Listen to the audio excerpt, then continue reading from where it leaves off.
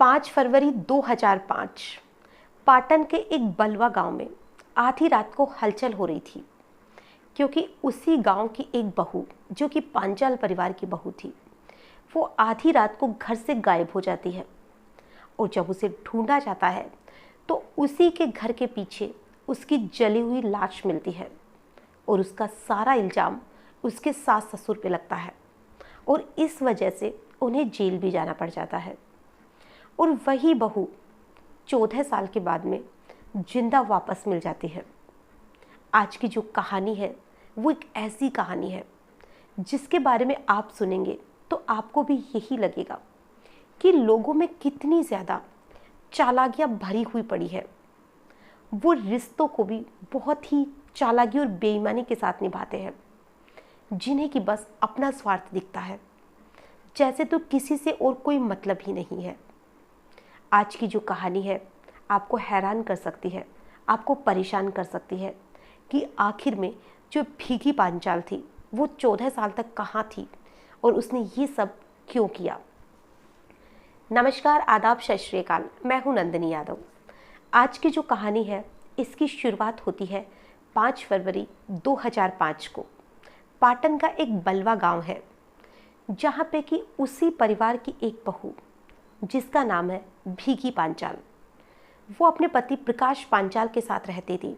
उसका 4 साल का एक बेटा था और उसके सास ससुर थे, जिसमें कि जो उसका पति था प्रकाश पांचाल, वो मुंबई में किसी कंपनी में काम करता था। तो वहाँ पर उसके सास ससुर, भीगी पांचाल और उसका 4 साल का एक बेटा रहता था। एक दिन रात को अचानक ही, जो कि 5 फरवरी की रात थी, उस दिन जो भीगी पांचाल थी उसका बेटा आधी रात को रोने लग जाता है। और जब बहुत देर तक भी वो चुप नहीं होता है तो जो भीगी पांचाल के सास ससुर थे वो कमरे में जाके देखते हैं तो जो कमरा था वो खुला हुआ था, वहाँ पर सिर्फ वो बच्चा था। अब जो उसकी माँ थी भीगी पांचाल, उसे ढूंढा जाता है लेकिन वो कहीं नहीं मिलती है। जब 1-2 घंटे की खोज करने के बाद में भी वो नहीं मिलती है तो वो लोग अपने परिवार के जो और सदस्य थे उन्हें उठाते हैं। अब सारे लोग मिलके उसे ढूंढने लग जाते हैं। अब परिवार के साथ जो अड़ोसी पड़ोसी थे वो भी साथ में लग जाते हैं कि आखिर में वो गई कहाँ। और जब उसे ढूंढा जाता है तो घर के ही पीछे उसकी लाश मिलती है, जिसका कि जो चेहरा था वो पूरा जला हुआ था। अब जो उसकी लाश को घर लाया जाता है और अब जो उसके भीगी पांचाल के माता पिता थे, जो कि किमाना एक गांव था, वहाँ के रहने वाले थे, जो वहाँ से 50 किलोमीटर दूर था, वो लोग सुबह आते हैं और जो उसका सारा इल्ज़ाम भीगी पांचाल के जो सास ससुर थे उस पे लगा देते हैं कि उन लोगों ने ही दहेज के लिए उसकी हत्या की है।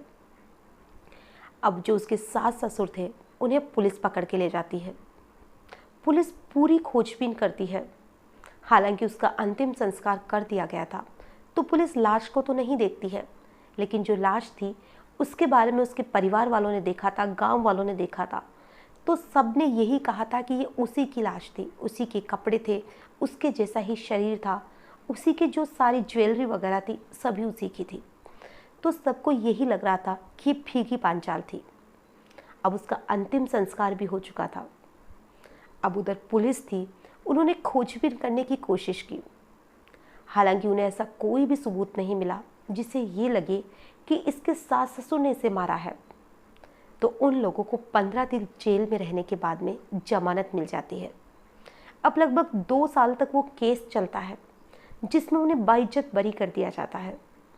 हालांकि वो लोग जेल से छूट चुके थे, लेकिन अब भी उनके ऊपर एक इल्ज़ाम बाकी था, और वो ये था कि गांव के जो लोग थे उनमें उनकी इज्जत खराब हो चुकी थी। सभी लोग उन्हें ये मानते थे कि दहेज के लिए इन लोगों ने अपनी बहू को मार दिया। उन लोगों के लिए बहुत ही सदमे वाली बात थी। बूढ़े लोग थे तो इस चीज़ को लेकर वो ज़्यादा दिन तक जी भी नहीं पाए थे। जो उसके ससुर जी थे उनकी तो उसके 2 साल के बाद में ही मौत हो जाती है, और जो उसकी सास थी उसकी भी 2012 में मौत हो गई थी। अब जो उसका पति था और उसका बेटा था, 2 लोग बचे थे। तो उसका पति उसका जो 4 साल का बेटा था उसे भी अपने साथ मुंबई ले जाता है और अब दोनों वहीं पर रहने लग जाते हैं। काफ़ी वक्त बीत गया था, यानी कि 14 साल। तभी एक दिन जो उसका पति है प्रकाश, तो प्रकाश पांचाल अपने गांव आया हुआ था। तो वहीं पे एक दिन रात को उसके पास एक फ़ोन आता है जो कि पुलिस स्टेशन से था और उसे कहा जाता है कि तुम क्या भीखी पांचाल के पति हो? तो वो कहता है कि हाँ, मैं उसका पति ही बोल रहा हूँ। लेकिन आप ऐसा क्यों पूछ रहे हो? क्योंकि भीखी पांचाल को मरे हुए लगभग 14 साल बीत चुके हैं। अब जो उधर पुलिस वाले थे वो कहते हैं कि क्या आप एक बार हमें उसकी फ़ोटो भेज सकते हो? तो उसका पति कहता है कि मेरे पास तो अब उसकी कोई भी फ़ोटो नहीं है। हालांकि उसकी एक फ़ोटो घर पे बनी हुई है, मेरे फ़ोन में नहीं है, तो वो मैं आपको सुबह या अभी भेज सकता हूँ। तो पुलिस वाले उसे कहते हैं कि आप मुझे वो एक बार फ़ोटो भेजो। तो जो भीखी पांचाल का पति था वो जो भी उसके घर में फ़ोटो लगी हुई थी उसकी एक फ़ोटो क्लिक करता है और वो पुलिस वालों को भेज देता है। अब सुबह फिर से उसके पास एक फ़ोन आता है और उससे कहा जाता है कि आप थाने आ जाओ, जो कि पाटन में था।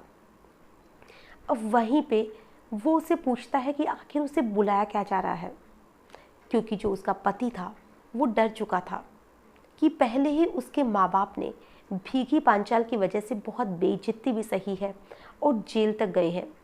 अब आखिर में पूरा मांजरा क्या है कि फिर से 14 साल के बाद में भीखी पांचाल का मैटर फिर से खुला है। तो जो प्रकाश पांचाल था वो कहता है कि आप मेरे भाई से बात करो। तो वो अपने भाई प्रहलाद पांचाल था, उससे पुलिस वालों की बात कराता है। तो उधर पुलिस वाले कहते हैं कि जो भीखी पांचाल थी वो जिंदा है, एक बार आप आकर उसकी पहचान कर लो। उधर से जो प्रहलाद पांचाल और उसका पति प्रकाश पांचाल दोनों भाई थाने जाते हैं और वहाँ पर जाकर देखते हैं कि जो भीखी पांचाल थी वो उनके सामने खड़ी थी, जो कि ना ही तो मरी थी ना ही उसके कोई खरोच थी। वो उनके सामने बिल्कुल ठीक ठाक खड़ी थी। हालांकि वो पहले से दुबली हो चुकी थी, लेकिन फिर भी वो जिंदा थी। जब वो दोनों भाई उसे देखते हैं तो वो बुरी तरह से चौंक जाते हैं कि ऐसा कैसे हो सकता है, जो लड़की मर चुकी थी आज 14 साल के बाद में वो वापस जिंदा कैसे हो सकती है। और जो वो पुलिस वाले से पूछते हैं कि आखिर ये पूरा मांजरा क्या है, तो पुलिस वाले कहते हैं कि जो भीखी पांचाल थी वो कभी मरी ही नहीं थी, और जो मरी थी वो एक ऐसी औरत थी जिसकी दिमागी स्थिति सही नहीं थी, और वो मरी नहीं थी, उसे मारा गया था।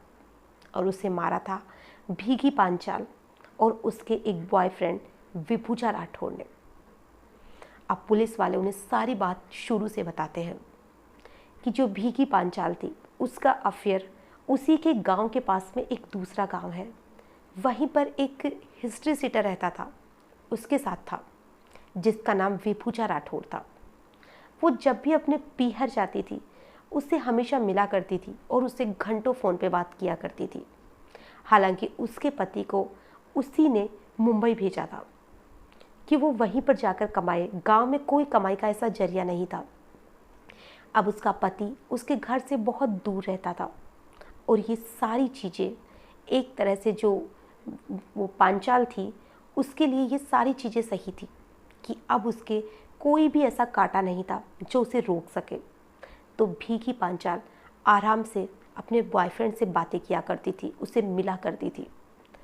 लेकिन ये चीज़ें यहीं तक सीमित नहीं थी। अब उन दोनों के दिमाग में ये था कि उन्हें शादी करनी है, लेकिन अब वो शादी करे तो कैसे करे। उसका एक बेटा भी था और वो शादीशुदा थी। अब वो दोनों प्लान बनाते हैं कि जो भीखी पांचाल थी उसी के घर में एक औरत जिसकी की दिमागी हालत ठीक नहीं थी, वो भीख मांगने आती थी। कद काठी में भी वो भीखी पांचाल की तरह थी और उसकी दिमागी हालत वैसे ही ठीक नहीं थी।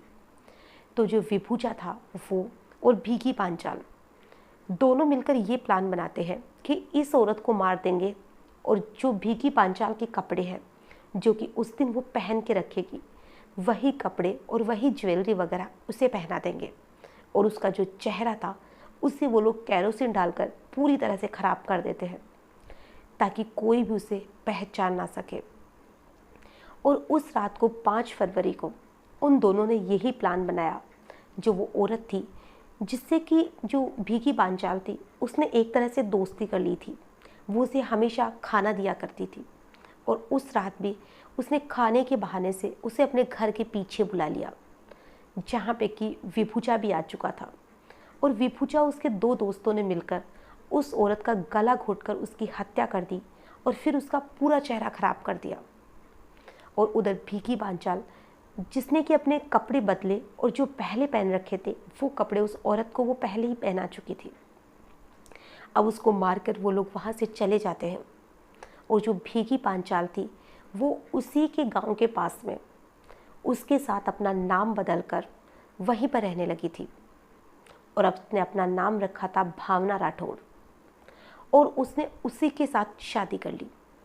वो घर से बहुत कम निकलती थी ताकि उसे कभी भी कोई देखे ना, या कहे कि ना के बराबर निकलती थी, जहाँ पे कि कभी भी उसे किसी की भी नज़र नहीं पड़ी। और ये वाकई में सोचने वाली बात है कि वो 14 साल तक वहाँ पर रही और कभी भी किसी जान पहचान के व्यक्ति की उस पर नज़र नहीं पड़ी और 14 साल तक वो ऐसे ही उसकी बीवी बनकर वहाँ पर रह रही थी। तभी एक दिन अचानक जो उसका पति था विभूजा राठौड़, जो कि पहले ही हिस्ट्री सीटर था, वो 20 लाख रुपए चोरी के मामले में पकड़ा जाता है। और जब पुलिस उसे पकड़ कर लाती है और उसे पूछताछ की जाती है तो वो कह देता है कि उसने 20 लाख रुपए चोरी किए हैं। सारे सबूत भी उसी के फेवर में थे, तो सारी चीज़ें पुलिस उसे जो भी खोजबीन वगैरह होती है उससे पूरी चीज़ें उसी के उसमें आती है कि उसने 20 लाख रुपए चुराए हैं। अब पुलिस उसे और उसके 2 साथियों को गिरफ्तार कर लेती है, जिससे कि जब उसके साथियों को पीटा जा रहा था तो पुलिस उनसे कहती है कि हमें सब पता है कि तुमने पहले भी बहुत से ऐसे काम किए हैं, लोगों को मारा तक है। ये सुनते ही जब उनसे बार बार मारपीट हो रही थी और उनसे पूछा जा रहा था तो वो लोग कह देते हैं कि हमने ज़्यादा तो नहीं, एक औरत को मारा था। फिर वो उसे पूछते हैं कि वो कौन थी, तो वो कह देते हैं कि एक पागल औरत थी जिसकी दिमागी स्थिति सही नहीं थी और हमारे दोस्त की शादी कराने के लिए हमने उसे मार दिया था ताकि हमारा दोस्त उससे शादी कर सके जो लड़की उसे पसंद है। अब उस विभूजा को पूछा जाता है तो वो भी हाँ कर देता है कि भीगी पांचाल से शादी करने के लिए उसने उस औरत का मर्डर किया था और आज जो भीगी पांचाल है वो भावना राठौड़ बन के उसके साथ रह रही है। अब भीगी पांचाल और भावना राठौड़ को वहाँ पे बुलाया जाता है, उससे भी सारी चीज़ें पूछताछ की जाती है, जिसमें वो भी सारी चीज़ें मान लेती है कि वो भी उस सारे प्लान में उन दोनों के तीनों के साथ थी। अब पुलिस उन सभी को गिरफ्तार कर लेती है और उधर उसकी पहचान करने के लिए उसका जो पति था और जो पति का भाई था वो भी आते हैं और वो पहचान लेते हैं कि ये भीगी पांचाल ही है। अब उधर पुलिस उन सभी को गिरफ्तार कर लेती है और जेल भेज देती है। अब इधर जो प्रहलाद पांचाल और जो प्रकाश पांचाल था, उनके साथ जो सबसे अच्छी चीज़ होती है वो यही होती है कि जो उनके परिवार पे एक धब्बा लगा हुआ था कि उन लोगों ने अपनी बहू की दहेज के लिए हत्या कर दी, वो सारा उनके ऊपर से उतर जाता है और अब गांव में उनकी जैसे पहले इज्जत थी वही इज्जत उन्हें वापस मिल चुकी थी। आज की जो कहानी है इसे देखकर तो यही लगता है कि लोगों में इतनी ज़्यादा चालाकियाँ भरी हुई है जिसके बारे में तो सोचा भी नहीं जा सकता, जैसा कि इस भीगी पांचाल ने किया और उसके बॉयफ्रेंड ने किया। हालांकि उन लोगों ने जो भी किया बहुत ही गलत किया। उन लोगों की वजह से उसके बुढ़े सास ससुर को जेल हुई जिनका कोई भी कसूर नहीं था। उसका जो बेटा था वो बेचारा अनाथ हुआ।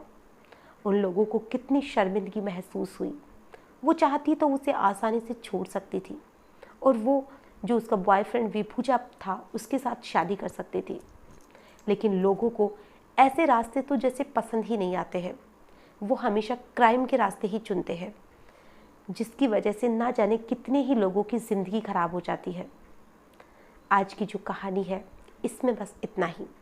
फिर मिलेंगे ऐसी ही किसी घटना के साथ। तब तक के लिए नमस्कार।